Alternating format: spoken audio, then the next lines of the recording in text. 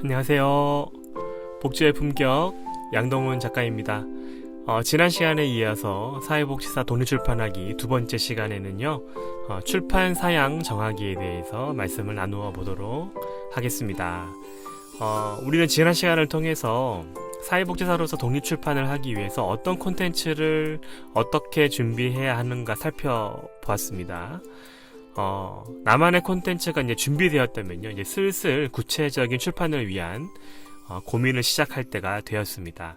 사실 이때부터는 내가 작가가 된다는 상상에 상당히 신이 날 수가 있거든요. 스스로를 잘 컨트롤하시기를 바랍니다. 출판이라는 것은 나만의 콘텐츠를 책의 형태로 담는 작업을 의미합니다. 요즘은 전자책이라는 형태로도 출판이 많이 진행되고 있지만 여기서는 종이책이라는 출판을 중심으로 이야기를 해보려고 합니다.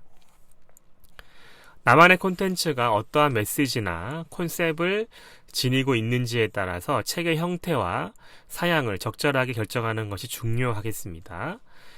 당신이 독서를 위해서 도서관이나 서점에서 책을 고를 때 과연 어떠한 책에 먼저 눈이 가고 손이 가는지를 한번 떠올려 보십시오.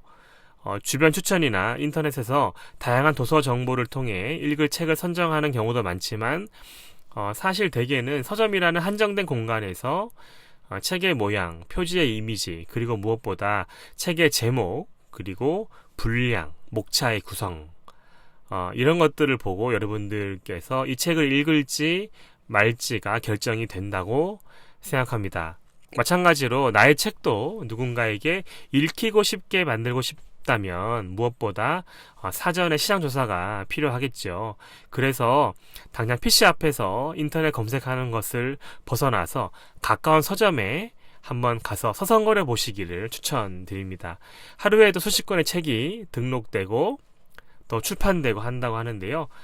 그런 트렌드와 추이를 가장 잘 확인할 수 있는 것이 바로 국내의 대형 서점들입니다. 베스트셀러 코너를 가봐도 좋고, 내가 기획하고 있는 콘텐츠와 동일 또는 유사 장르의 코너를 가보아도 좋을 것 같습니다. 요즘은 어떠한 책의 사이즈가 유행을 하고 있는지, 표지의 이미지는 어떤 스타일이 더 매력적인지, 책의 제목은 어떻게 워딩되어야 독자들의 이목을 집중시킬 수가 있을지, 목차의 구성이나 글의 문체, 폰트는 어느 정도여야 사람들이 읽을 만한지, 또한 무엇보다 어느 정도의 분량의 책이 부담이 없을지 돌아보시고 분석하는 것이 중요하겠습니다.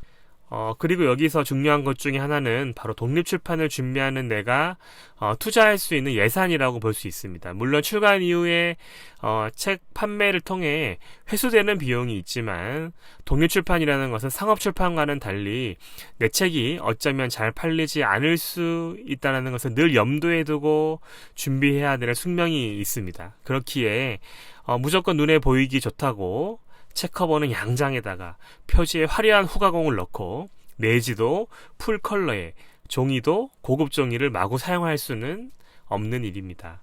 특히 인쇄라는 것은 다양한 종류가 있는데 보통은 옵셋 인쇄로 진행해야 깔끔하게 인쇄가 되지만 페이지의 분량이나 컬러의 도수에 따라서 예산이 과다하게 발생할 우려가 있습니다. 아니면 요즘 디지털 인쇄로도 옵셋 인쇄만큼이나 정교하고 깔끔하게 저렴한 비용으로 책을 만들 수가 있습니다. 하지만 책 날개를 만들어낼 수가 없고 어디까지나 인쇄가는 출력의 차원이기 때문에 예민한 사람의 경우에는 해상도에서 만족하지 못할 가능성이 큽니다. 내가 투자한 만큼 현실적으로 회수할 수 있는 수준의 예산, 그리고 재고가 남았을 때 자신이 감당할 수 있는 범위 내에서 적정한 책의 사이즈, 표지 가공, 내지 컬러, 그리고 페이지 수의 분량, 인쇄 부수, 인쇄 방식 등을 결정하는 지혜가 필요하겠습니다. 제가 사회복지사 1호봉을 준비할 당시에 유행을 타고 있었던 아무튼 시리즈의 판형을 그대로 카피해서 저는 책을 만들었거든요. 공식 용어로는 문고본이라는 사이즈라고 하는데요. 소위 여성들의 핸드백에 쏙 들어갈 만한 작은 사이즈라고 보시면 되겠습니다. 작정하고 책을 읽어야 하는 것이 아니라 출퇴근 때처럼 언제든지 부담 없이 소지하고 다니며 읽을 수 있는 사이즈 였습니다. 그리고 마이클과 친구들의 표지 이미지의 경우에는 미대 진학을 준비하고 있었던 제 조카의 열정페이를 좀 빌렸습니다. 대신 조카는 삼촌의 이 독립출판물의 표지 이미지를 디자인한 것이 포트폴리오가 되어서 지금은 좋은 학교로 진학을 한 다행스러운 일이 있습니다만은 그런 경우도 가능하겠고요. 늘 작은 것 하나가 날 버티게 했다는 보통의 에세이집에서 주로 사용하는 사이즈의 판형을 사용을 하면서 조금은 독특한 표지의 재질 느낌을 주고 싶어서 벨벳 코팅이라는 후광홍을 입혔는데요. 이는 그 당시에 일하던 기관에서 거래하던 인쇄업체 사장님께서 추천을 해주셨고, 또 저의 독립출판에 대한 꿈을 응원하시는 차원에서 저렴하게 견적을 주신 경우도 있었습니다.